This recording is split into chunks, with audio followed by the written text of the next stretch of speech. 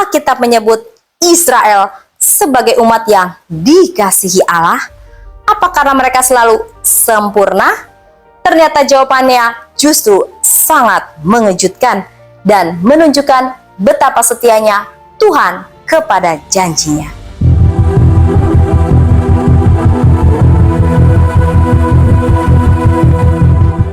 Ketika mendengar bahwa Israel disebut sebagai umat yang dikasihi Allah, sebagian orang mengira itu karena bangsa Israel selalu taat. Namun jika membaca Alkitab, kita akan melihat bahwa Israel juga berkali-kali jatuh dalam dosa, memberontak dan menerima teguran dari Tuhan. Lalu mengapa mereka tetap disebut sebagai kekasih Allah? Jawabannya ada pada janji Tuhan.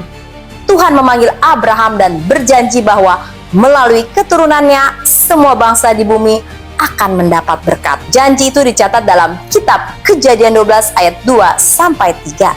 Sejak saat itu Tuhan membentuk bangsa Israel sebagai bagian dari rencana keselamatannya.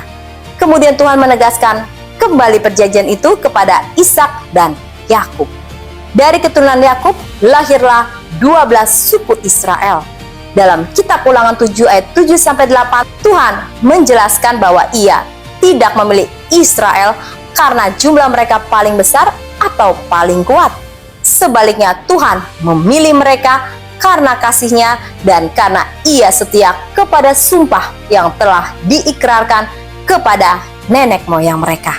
Di Perjanjian Baru, Paulus menulis dalam kitab Roma 11 ayat 28-29 bahwa mengenai pemilihan mereka, Israel adalah kekasih Allah oleh karena nenek moyang, dan bahwa karunia serta panggilan Allah tidak ditarik kembali. Ayat ini menunjukkan bahwa kasih Allah kepada Israel berakar pada kesetiaannya terhadap perjanjian yang telah Ia buat. Bukan karena Israel selalu hidup tanpa kesalahan. Pada saat yang sama, Perjanjian Baru juga mengajarkan bahwa keselamatan tersedia bagi semua orang melalui Yesus Kristus. Dalam Dia, baik orang Yahudi maupun bukan Yahudi dipanggil untuk percaya kepada Allah dan menerima anugerah-Nya.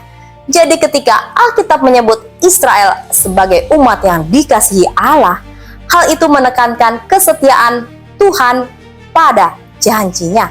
Dan kesetiaan yang sama menjadi pengharapan bagi setiap orang yang percaya kepadanya. Bagaimana menurut kamu? Apa pelajaran terbesar yang dapat kita ambil dari kesetiaan Tuhan kepada Israel? Tulis pendapatmu di kolom komentar dan jangan lupa ikuti seri berikutnya mengenai julukan yang diberikan kepada Israel di dalam Alkitab. Tuhan memberkati.